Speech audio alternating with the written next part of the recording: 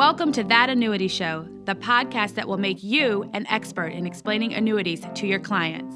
Give us 30 minutes each week and we'll shave hours from your client presentations. Now, here's your host, Paul Tyler.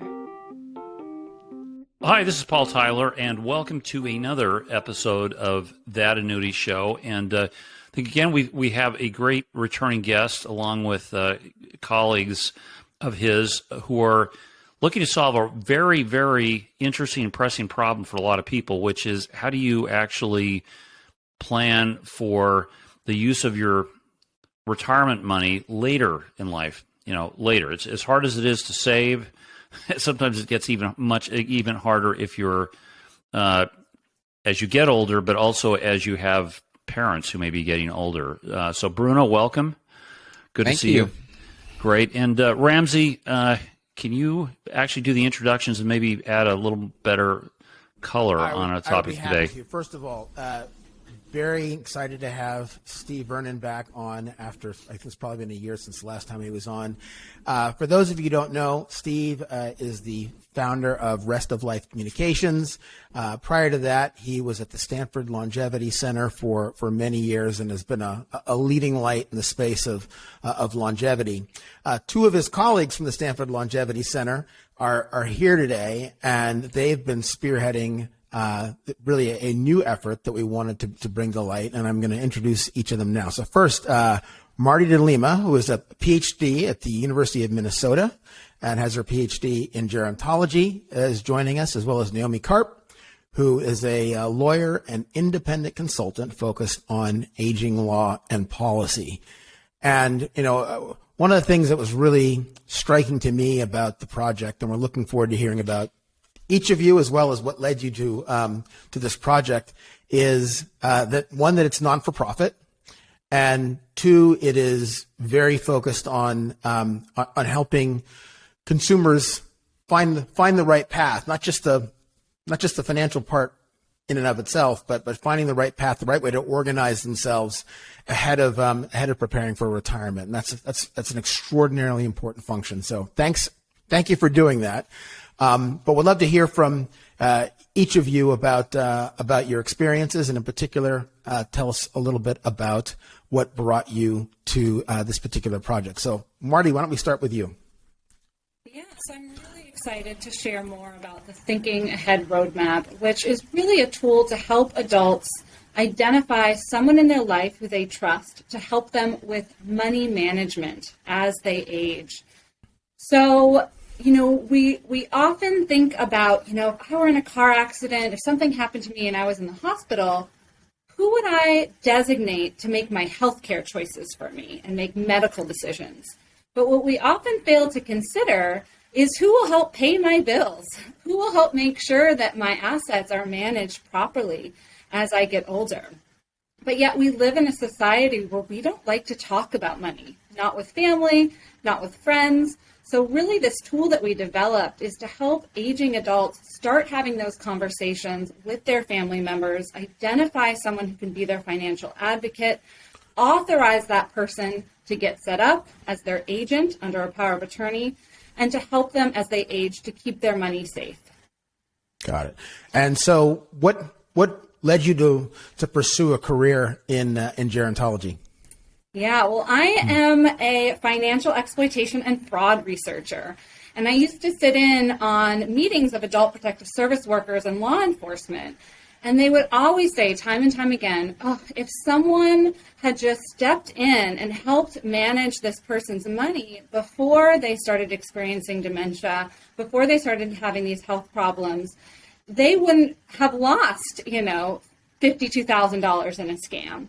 So it got me to think, you know, if we start engaging in earlier planning for ourselves and for our family members, we can actually prevent a lot of the major financial losses in later life that are simply due to not having someone involved in overseeing our finances and our financial decisions. Wow. Naomi, tell us about your background. You're coming from a very different direction, the legal side of planning and taking care of legal issues in later age. Yes, that's right. Although I have to say, when I decided to become a lawyer, it was because I wanted to work in the public sector, in the nonprofit sector. And I started my legal career representing low income and older adults. So now we're going back, 30 plus years. I started out in the field, and then over time I moved more into advocacy, policy, and research, and have worked at a variety of nonprofits, including AARP and the American Bar Association, and finally worked as a federal employee at the relatively new Consumer Financial Protection Bureau, which had an office specifically to protect the finances of older adults. But over all of this time, I've worked a lot on issues around advanced planning, cognitive decline, and how do we protect the most vulnerable older adults. And so I've been thinking about these issues, and I think Marty expressed it well, that we have a lot of visibility on healthcare decision-making and less so on financial decision-making and the need to plan for the fact that someone might have to step into your shoes and do that. And finally, I'll also just mention that my mother is about to turn 98. I am her financial advocate. I'm her agent under power of attorney. She has had advanced dementia and has had a stroke, so I'm living this every day. And so I've seen it both from the point of view of the older adult and that next generation, or whoever that trusted person is who has to step in. And I know the challenges of doing that job, so I want to help people from that standpoint as well. All right, Steve. So, Steve, you had a long career in this space and then retired, and you're back in it. You were fully committed. So tell us, talk to us. So as you know, I've worked long in retirement income strategies and retirement decision making, and that was the focus of my research at the Stanford Center on Longevity. And like Naomi, my wife and I had each gone through this with our own parents, and we were flying by the seat of our pants, trying to help them manage their finances.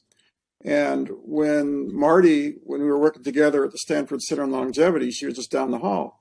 When I heard about this project, it took me about 10 seconds to say, Marty, I want to help. Because I see that as a retirement planning issue, which is right in my bailiwick of what I've been working on. And I recognize the need, like Naomi, having gone through this with our parents. And so that's really what got me gladly working with Marty and Naomi on this project. I think that's remarkable, and that power of actually doing it, plus obviously the textbook and the rational way to think about it. I think that's a very powerful combination, and to no surprise, that brings very strong results with everything that you've achieved. Including the Think Ahead roadmap website and that tool that you have developed. Do you want to expand a little more about that? How that can help people who don't necessarily talk about that topic like you all do on a daily basis? And one add-on question: is there any particular piece of research, any book, any article, Steve, you wrote that is actually, giving fuel to the tool we're looking at today? Well, thanks, Bruno, for that, and Paul. Being an actuary, let me throw out a statistic, that influences us. As in our research, just for people to know, people aged 75 to 79, about 1 in 5, have some form of mild cognitive impairment, and that gets up to 1 in 2 for people in their 80s. Doesn't mean they're fully dementia and Alzheimer's. It just means there's some kind of mild impairment. And even without mild impairment, you're getting into your later years, you're prone to making mistakes. It's not necessarily fraud. It might be just making a mistake. And so the risk is real. And in the retirement business, we're all talking about risks.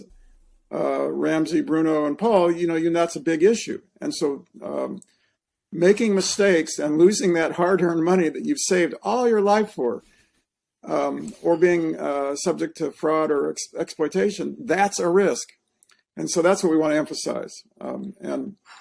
Marty has been the leader of this project. Marty, if you want to talk about the website, that'd be terrific.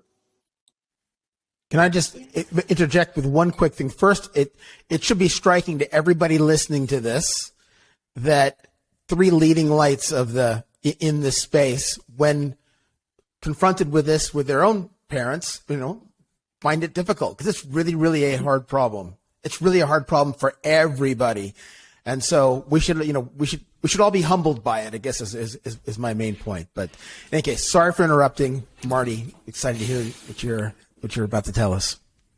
Yeah, so we did several pieces of research to inform the Thinking Ahead roadmap and the steps that people need to engage in to be fully prepared. And one of them was focus groups. We did focus groups with lower income older adults or middle income, and as well as kind of higher middle income. We also did a focus group with Hispanic Latino older adults and Hispanic with Black African American older adults.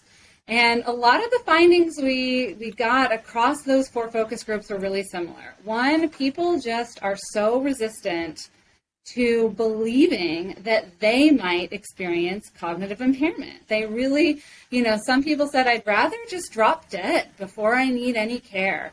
But that's just not the reality of how the world works. Many of us will age into our late 80s and 90s. And I just want to say something to emphasize what Steve said. It turns out that managing money and financial decision-making is the first area of cognitive functioning to be impacted by the aging process. I'm not even talking about disease pathology and Alzheimer's and mild cognitive impairment. The majority of older adults who've reached late 80s and 90s are experiencing issues with making sound financial decisions. So that's why we need an advocate. We need a family member, a friend, or an attorney or financial advisor, someone who we trust, who has our best interests at heart to help manage our money. We also did a 2-week-long online discussion forum with around 120 older adults from all different backgrounds. Found a lot of the same things, heard a lot of horror stories of families who didn't name someone to be their power of attorney and how that worked out for them as a family, all the disagreements between adult siblings and who's taking over, stories of financial exploitation and fraud. And ultimately, they were like, yeah, we need some guidance. We need to know how to start these conversations with our family members, how to get into kind of the nitty gritty, how to set up your financial inventory so that Naomi and Steve's jobs, as they were saying, taking over for their parents, is easier. Because ultimately, one of the driving reasons why older adults want to do this work is because they don't want to be a burden. So we essentially designed this tool to help older adults meet that goal. Making it easy, giving their family members a runway to take over for them. Interesting. Yeah, Marty, I think this is great. I think we've all done this. I mean, my mother had dementia for 8 years, so Naomi, I empathize with where you are. Labels are important for getting investors, for attracting people. Do you consider this to be a technology solution, or do you look at it as a solution to better spark conversations between people and trusted advisors? It's more of a conversation starter tool and a planning tool. I think a lot of this can move into the technology space. I think a lot of the decisions can be documented using technology, and a lot of the way we store financial information and monitor someone's financial well-being can be done through technology. But ultimately, it comes down to people. And we really guide people in the Thinking Ahead roadmap in making the right choice. Like, don't just pick the child who's the oldest in the family. Don't pick the child who you think would feel left out if they weren't chosen. Pick the person who you think would do the best job at managing your money. Someone who manages their own money well. Someone who will always put your interests first. So I think there's a huge human element in this that we can't solve with just technology. Can I jump in? Please. I was just going to jump in and add those decisions and those conversations to get someone on board as your financial advocate. Those are really important. But part of it also is to help people communicate their preferences and values. So we help guide people into additional conversations And we even have on the tool, we have a little quiz people can take to help them sort of come up with answers about, what is their philosophy about how they want to live in the future and how they want their money used. What are their priorities? Do they want to preserve all the money to leave it for their heirs, or do they want to make themselves more comfortable? Do they want to give gifts to the grandchildren even when they can't do it themselves, and that sort of thing?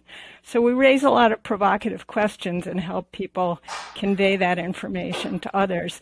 The other thing is that we do also want to emphasize there's a legal aspect to this. If you don't give that person legal authority, they won't be able to do your banking. They won't be able to handle your investments. They won't be able to manage your debts. They won't be able to open new accounts. They won't be able to manage your real estate and all of that. So, unfortunately, people don't necessarily want to go to lawyers or see it as expensive, but we do think they need a little bit of legal help to put the right documents in place, which can be pretty simple, actually. And do you have any tips and tricks on like easy things that can be done, like a pension check or an annuity check, getting directly deposited somewhere else where you can cut some of those steps that could potentially ease the process and that actual burden, or anything else for that matter? Well, and Bruno, yes, those are good ideas, and we have some tips on the website for that about how to set up your money and your sources of retirement income to have more protection. So that's a good idea, but there's a lot more to it than that, and so we are covering that. And Paul, to answer your question too, technology is an enabler, but the heart of this is people helping people. And nowadays, for example, if your financial advocate is living far away, they can still do a lot of help remotely. So it's an enabler, but we really have to have people helping people on this one. Yeah. Well, just to follow Steve and Marty in this, this is really an international problem. It's not just here in the U.S. We had another real interesting conversation with Dr. Ira Sobel in Israel. I'm not sure if you know her or met her. Real interesting discussion around, well, do you call it age tech or do you call it longevitech?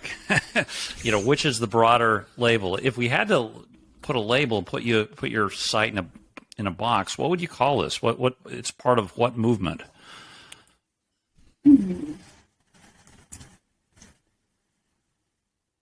Well, I do think that aging and longevity can be flip sides of the same coin. They're terms that we often throw around. We oftentimes don't want to age, but we do want to achieve longevity.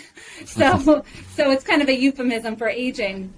I think this fits, pretty squarely in the, planning space. I think it needs to fit along with many types of retirement planning and income strategy planning tools that people might consider and use as they enter into older age or are gaining longevity. But at the same time, this is really about planning and families. This is not, a tool for just monitoring or using machine learning to monitor assets to make sure there's no fraud and abuse. That's certainly a conversation that families can have to implement those tools to help them do their job as a POA or a financial advocate. But, someone needs to understand your values, like Naomi was saying, and your financial goals. The algorithm is not going to figure that out for you. You need to have a conversation with someone who is going to be your advocate. Hey, Paul, to follow on to that, let me put it in terms that is circulating in the financial industry lately, is longevity risk. And there's a lot of focus on longevity risk, and there's a narrow focus, which is on outliving your money. And that's, buying annuities and Social Security and all that. But I think it's a broad risk. If you take a broad view of longevity risk, it's anything that can go wrong with living a long time. And when you think about that as longevity risk, this is right in there. So if you want to put a label on it, it's just one very important aspect of longevity risk. So how are you thinking about, getting this tool and, in front of people. So I know you were your research was supported by AARP and Society of Actuaries. Are they also part of your sort of, I call it your distribution process? How are you going about? I guess you're going on podcasts as well, but how are you thinking about getting this valuable tool in front of as many people as possible? That's a great question and something that we're working on now. We are, seeking sponsorships in order to disseminate it more broadly. One thing that we developed recently is a series of materials for presenters. So individuals who might work at a senior center or members of a religious congregation can actually teach the Thinking Ahead roadmap to their members. So we have presentations there, we have worksheets that the participants can fill out, and we both have a 1-hour version and a 3-hour half-day workshop version to try to train the trainer to disseminate this to their communities. And just to add to that, which I'm really hoping is going to help get this out there, because, you build it, but then they have to come. So, it also goes beyond those senior centers and those, faith communities. It can be for employers. Employee assistance plans can give these. It can banks and brokers that have, especially banks that have brick and mortar spaces where they actually present programs for older adults can deliver it. Elder law attorneys can facilitate these kinds of programs in their communities. So there are just so many potential intermediaries who can bring this program out to the people who really need it. So through all this, I know you've spoken a lot to regulators of various various different branches. How are they? How receptive are they to the message? How quote easy is it to convey that message and try to implement either programs or policies? How is that avenue going right now? Well, if Naomi, I can I'm in Washington, D.C., and having been a former Fed at a federal financial regulatory agency, I think there is a lot of concern in a number of agencies about the number of people who are being financially exploited and scammed. And there's also a lot of concern about the fact that people are just living so long and their healthcare and financial needs are really increasing when they get up into the 80s, 90s, and then even all the centenarians we have now. So I think there's a lot of receptivity to this kind of thing. I don't think that it in any way runs afoul of any concerns of any regulators that I've seen. When I was at the Consumer Financial Protection Bureau, we were also thinking along these lines, and we were thinking about how do we help those people who manage someone else's money when the person can't do it themselves. And we actually had put out a set of guides called Managing Someone Else's Money. And it was just to help those people understand their fiduciary duties and the practical things they have to do. So I think there's a great fit between the Thinking Ahead roadmap that helps people get up to that point of doing the planning and having that fiduciary or that advocate who's going to step into their shoes, and then making sure that once they do it right, and that people are protected, through the rest of their lives. Yeah, well, so I think there's a good synergy there. Totally agree, and we will do our part. We will put the link in show notes. I know we're right at the end of our time. Ramsey, what do you think? I've always said that I think that that the challenge of retirement is part financial, maybe 25 or 30%, and then the vast majority of it really comes down to behavioral issues,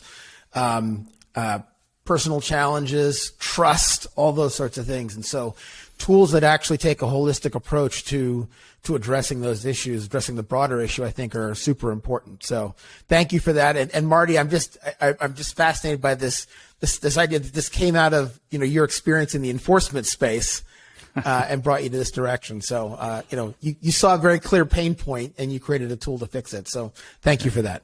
Yeah. Hey, listen, thank you, Marty, Naomi, Steve. Great to have you. Steve, thanks for coming back. We didn't scare you away. And we'll put the links to your program. We'll promote this as much as we can. And love to have you back in maybe a couple of months and see how the tool's progressing, how well it's where it's being received. So thank you so much.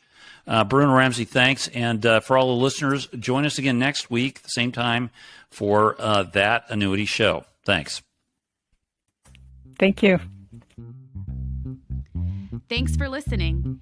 If you've enjoyed the show, please rate and recommend us on iTunes, Stitcher, Overcast, or wherever you get your podcasts.